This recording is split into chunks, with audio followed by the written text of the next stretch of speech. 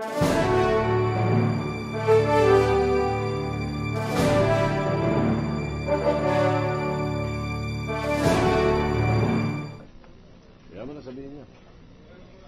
you, Mr. President. I just want to clear up.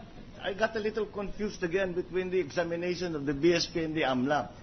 Mr. Garcia, nung tinanong ko sa inyo na nag-report sa inyo ang AMLA examiner at ang kanyang report na may problema dahil walang designation na PEP. Yes, Your Honor. Yung kay Chief Justice na signature card. Is that correct? Yes, including some others. Okay, yung BSP ba tumitingin ng signature card? BSP audit per se, no, Your Honor. So the only person who could see a BSP card, the signature card, is the AMLA examiner. Yes, Your Honor. Therefore, Designated. the AMLA examiner clearly must have seen is the only person who could have seen the signature card of the Chief Justice. I would assume that now, right now. Yeah. Because the BSP examiner does not look at signature card. No, they don't. They don't look into any. Therefore, reports. for them to be able to say that the PEP designation was absent, they means that they must have seen the signature card. If they have seen the signature card, they must have been an AMLA examiner, not a BSP examiner. Would that be correct? I think for classification purposes, that would be accurate. So there was an examination by an AMLA examiner of the personal account of Chief Justice Corona. Either an AMLA examiner or a designated examiner for AMLA. For AMLA. For AMLA process. So for the AMLA process. So yes. There's no so the AMLA designated an examiner in the BSP to examine for AMLA. I can't. Okay, but it was under the auspices of the AMLA examination, because otherwise they would not look at signature cards. Is that correct? With the permission of the gentleman from Ilocos Norte, what's the pleasure of the lawyer for Philippine Savings Bank? Mr. President, actually the answer to your question was provided by bank officers, and I would just like to relay to Mr. Garcia to respond properly to your question, sir. Sige, please. Yes, Attorney Puno.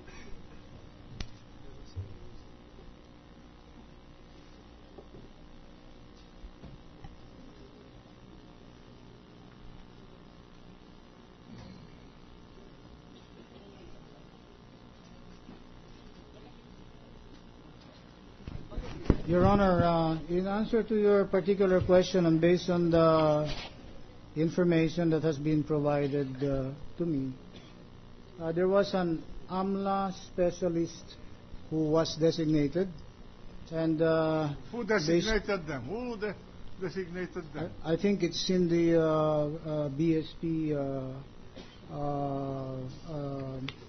BSP audit, Your Honor.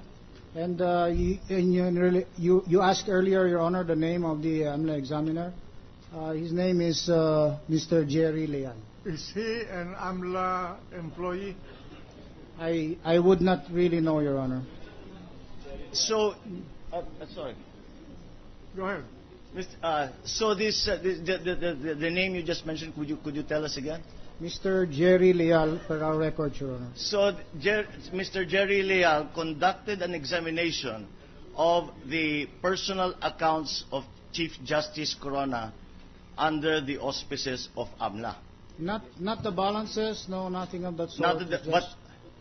Just the classification, whether they're properly classified as PEP and so forth. So yes, but to do that, they had to look at the personal records of the deposit of the one particular account. If they look, or rather, one particular depositor. Sorry. Your Honor, if I may clarify, if they look at these particular records, there is no information about balances or transactions, so they cannot see that. With the permission of Senator Marcos, you mentioned that an AMLA representative or designated person was included in the team to see whether signatures were properly classified. Incidentally, in the report to you, with respect to bank depositors in your bank, were there other signature cards that were considered to be improperly classified, I believe- other than the signature card of the respondent, Chief Justice Renato Corona? Yes, sir. There were. Yes, Your Honor. How many?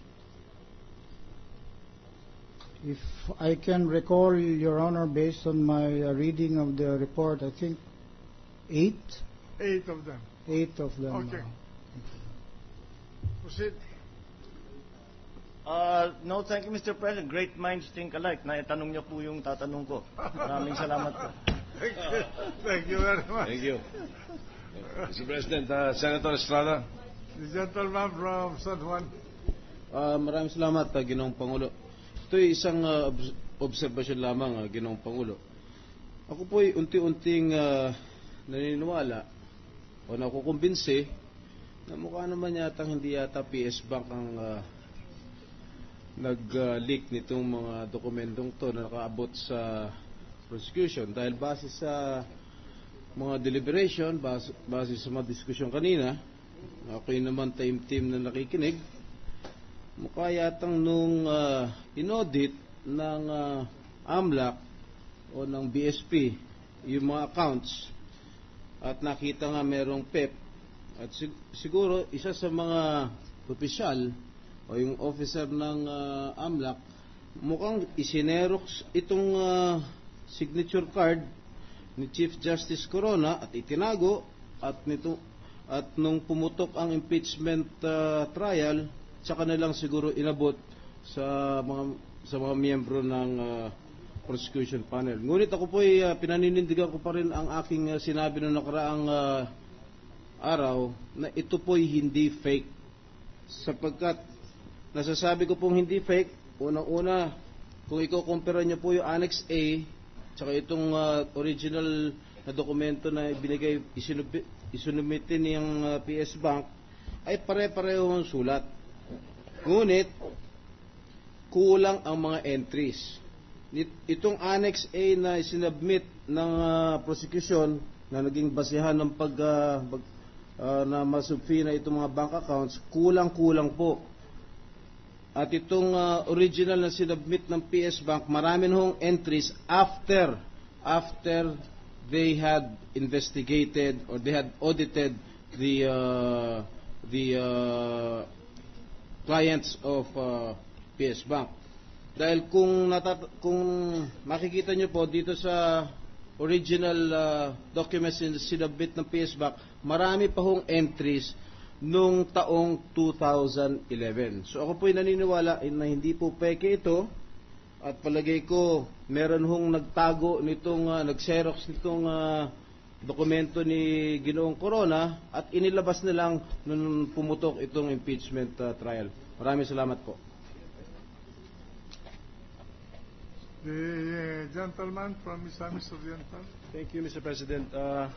Mr. Garcia, you mentioned earlier that you maintain 2 copies of the customer identification and specimen signature cards, Yes, Your Honor. and you showed us one of them. Yes, Your Honor. So there's another one. Yes, Your Honor. And that other one is also filled up with the accounts of the depositor? Only some, Your Honor. Only some. So okay. Why is the difference? Why in the copy you brought here that is filled up, while the other original is not filled up? Because the other original is kept at our head office for business recovery or disaster purposes. The subsequent transactions are done at the branch and are indicated by the branch on some of the records, which is not done at the head office. Okay, so two originals, one maintained at the branch, one maintained at the head office. Yes, Your Honor. But the two originals were initially accomplished at the branch Yes, Your Honor. when the depositor was opened.